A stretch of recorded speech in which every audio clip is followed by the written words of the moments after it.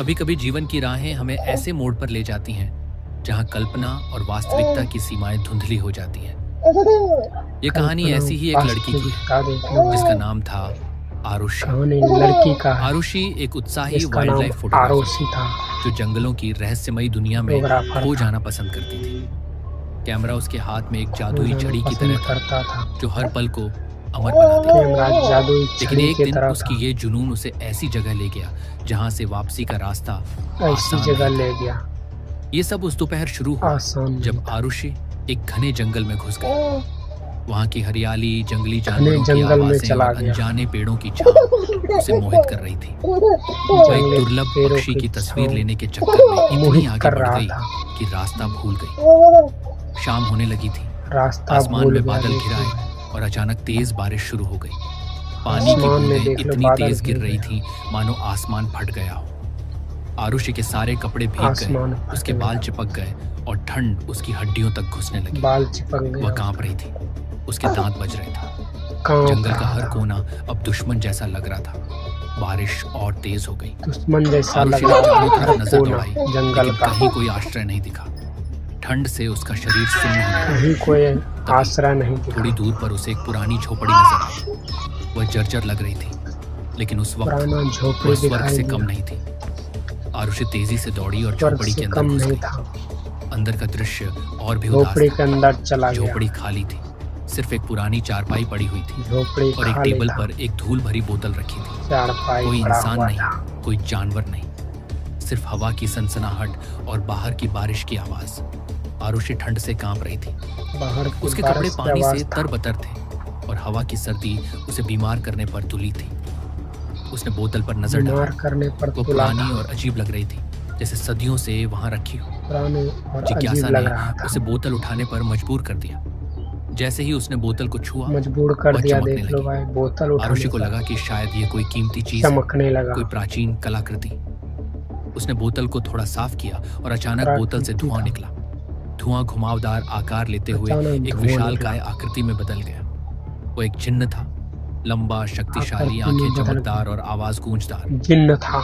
आरुषि डर से पीछे हट गई। उसे लगा कि यह कोई भूत है, कोई डर जंगली गया, आत्मा। पीछे हट उसकी गया। चीख जंगल में गूंज उठी, लेकिन जिन्न ने धीरे से उसका हाथ पकड़ा और जंगल उसे में शांत किया। चीख जिन्न ने खुद को नक्वाश समुदाय का जिन्न बताया, जो सदियों से बोतल में कैद था। जिन्न बताया। वह किसी भी इंसान की दो इच्छाएं सदियों पूरी से कर सकता कैद था, था। लेकिन तीसरी इच्छा उसे खुद पूरी दो करनी पड़ती इच्छा थी। पूरी करता था। अगर वह इच्छा पूरी न हुई तो इंसान को अपनी जान गंवानी पड़ती थी। ये एक सौदा था, जान इच्छाओं के गंवाना बदले पड़ता एक था। कीमत। आरुषि चौंक गई। वह सोचने लगी कि ऐसा कौन सा चौंक जिन्न गया। है जो अपनी इच्छा खुद पूरी नहीं कर सकता कौन सा और एक जिन्न है इंसान की मदद मांगता है। पूरी नहीं कर जिन्न ने सकता। बताया कि उसकी तीसरी इच्छा उसकी इंसान आजादी से का जुड़ी है। मदद करता। उसे बोतल से मुक्त होने के लिए इंसान की मदद चाहिए। आरुषि ने ज्यादा न सोचते हुए इंसान का अपनी पहली मदद इच्छा चाहिए जताई। भाई। उसके कपड़े भीगे थे, ठंड लग रही थी। वह चाहती थी कि जिन्न ठंड गर्मी लग का रहा कोई था। इंतजाम करे ताकि उसके कपड़े सूख जाएं और ठंड न गर्मी लगे। का इंतजाम जिन्न ने करा। ताली बजाई और झोपड़ी में एक आग जल उठी। लपटें नाचने लगी, गर्मी फैलने लगी। आरुष ने आग के सामने अपने गर्मी कपड़ों और फैलने शरीर को लगा। सुखाया। ठंड भाग गई और वह राहत सुखाया। महसूस करने लगी। ठंड भाग गई। कुछ देर बाद जब उसके कपड़े सूख गए और गर्मी का एहसास हुआ, सूख उसने अपनी गया। दूसरी इच्छा बताई। वह अपनी माँ से मिलना चाहती थी जो 10 दूसरी साल इच्छा पहले गुजर बनाया। चुकी थी। जिन्न ने फिर ताली बजाई गुजर और चुका था। आरुषि की माँ उसके सामने प्रकट हो गई। आरुषि की आंखें भर आईं। आरुषि का वो माँ खुशी से रोने प्रकट हो लगी। गया। दोनों ने एक दूसरे को गले लगाया। खुशी से आरुषि रोने ने माँ लगा। को बताया कि ये जिन्न की शक्तियों का कमाल है। उन्होंने पुरानी यादें ताजा की, यह हंसी जिन मजाक का शक्ति का दुख कमाल सुख है। बांटे। हंसी मजाक समय किया। बीतता गया दुख और सुख अचानक सब जिन्न ने बांट कहा लिया। कि समय खत्म हो गया। आरुषि ने पूछा कि क्या समय मतलब? खत्म हो गया। जिन्न ने बताया कि उसने मिलने का समय नहीं मांगा था, इसलिए नियम के अनुसार सिर्फ आधा घंटा ही दिया गया था। अब माँ वापस चली जाएगी। आधा घंटा दिया गया था। आरुषि उदास हो गई।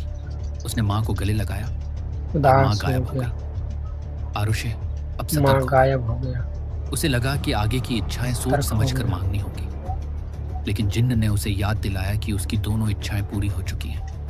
अब बारी उसकी इच्छा पूरी पूरी हो करने गया की दोनों थी। इच्छाएं। आरुषि ने कहा अब कि बता क्या होगा क्या भाई? करना है। जिन्न ने खुलासा किया क्या कि एक करना नक्वाश्क जिन्न तभी आजाद हो सकता है जब कोई इंसान उसके साथ संभोग करे। आरुषि स्तब्ध रह गई। ये देख लो भाई, कैसी क्या इच्छा थी? बोल दिया। वह कभी ऐसा नहीं कर संभोग सकती। जिन्न ने चेतावनी दी कभी कि नहीं अगर कर ऐसा न सकता हुआ ऐसा। तो आरुषि एक दिन के अंदर मर जाएगी। दोनों की जान बचाने एक के लिए दिन के यह अंदर जरूरी मर था। जाएगा। आरुषि ने पूछा कि अगर ये संभोग किसी जरूरी था, इंसान से ही करना है तो वह किसी और से क्यों नहीं कर लेता? करना है जिन्न ने कहा कि जिसकी इच्छाएं किसी पूरी और की से गई क्यों हो नहीं कर लेता। उसी के साथ संभोग से आजादी मिलती है। आरुषि ने और पूछा आजादी कि अगर उसकी मिलता जगह है, कोई लड़का होता तो क्या वह उसके साथ भी ऐसा करता? जिन्न ने हाँ कहा, ऐसा क्योंकि करता। उसे सिर्फ आजादी हाँ, चाहिए, लिंग से कोई फर्क नहीं पड़ता। आजादी चाहिए, आरुषि सोचने लगी, फर्क नहीं पड़ता शायद जिन्न उसको। सच कह रहा है। यह हवस नहीं, आजादी की चाह है, और अब उसकी जिंदगी जिन्न के हाथों में थी। सही कह रहा है। आखिरकार वह सहमत हो गई। पूरी रात वे दोनों संभोग में लिप्त रहे। सहमत हो गया। झोपड़ी की दीवारें उनकी सांसों से संभोग गूंज में उठी। लिप्त रहा आरुषि की भाई। चीखें जंगल में फैल गईं, लेकिन वहां कोई सुनने वाला नहीं था। जंगल में फैल गया, रात की गहराई में वे कोई नहीं एक था दूसरे से सुनने लिपटे वाला। रहे। जुनून और मजबूरी का मिश्रण। लिपटे रहा। सुबह हुई, सूरज की किरणें झोपड़ी में सुबह हो घुसी। गया। जिन्न अब एक सामान्य इंसान में झोपड़ी में बदल घुसा। चुका था। वह खुद को देखकर खुशी से उछल सामान्य पड़ा। इंसान में बदल वह गया। आजाद था, सदियों की कैद उछल से पड़ा। मुक्त।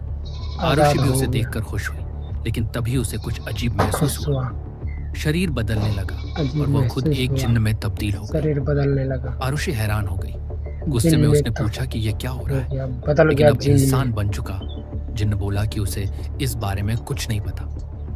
वह झोपड़ी से निकलकर चला गया, इससे जंगल में गुम उस हो गया। बारे में कुछ नहीं आरुषि पता अब है। जिन्न बन चुकी थी और वह बोतल में हमेशा के लिए कैद हो जिन्न गई। बन गया था, असल में जिन्न ने पूरी बोतल में सच्चाई नहीं कैद हो बताई थी। गया। जो कोई जिन्न के साथ संभोग करता पूरी सच्चाई वह खुद नहीं जिन्न बन बताया जाता और पुराना जिन्न खुद इंसान। जिन्न बन एक जाता। धोखा था, आजादी के लिए इंसान बन खेला गया जाता था, खेल। धोखा हो गया। अब आरुषि तभी आजाद होगी जब कोई उसे बोतल से निकाले और उसकी इच्छा पूरी करे। निकालेगा। लेकिन कहानी यहीं खत्म नहीं होती। आरुषि की कैद की शुरुआत थी एक नई जिंदगी की। शुरुआत हुआ बोतल में था कैद होकर वह नई सदियों जिंदगी तक का। इंतजार करती रही। जंगल बदलता रहा, मौसम सदियों आते तक जाते रहे, इंतजार किया। देख लेकिन लो भाई, बोतल वहीं टेबल पर पड़ी रही। आता जाता क्या रहा आप उस मौसम। जंगल में जाना चाहते हैं? अगर आपको बोतल मिल जाए आप तो आप भी क्या जाना करेंगे? चाहते हैं भाई? नीचे कमेंट में बताना। क्या करेंगे भाई? अगर आपको हमारी मेहनत और कमेंट यह में वीडियो बताना। पसंद आई तो एक लाइक जरूर करें। ऐसी और बढ़िया बढ़िया वीडियो एक देखने लाइक के जरूर लिए करें हमारे और चैनल को करें चैनल को भी सब्सक्राइब और कमेंट में सब्सक्राइब बताइए आपको वीडियो जरूर कैसी करें। लगी। मिलते हैं अगली वीडियो में, वीडियो तब तक के लिए कैसा लगा बाय। भाई? अगली वीडियो में मिलते हैं। बाय।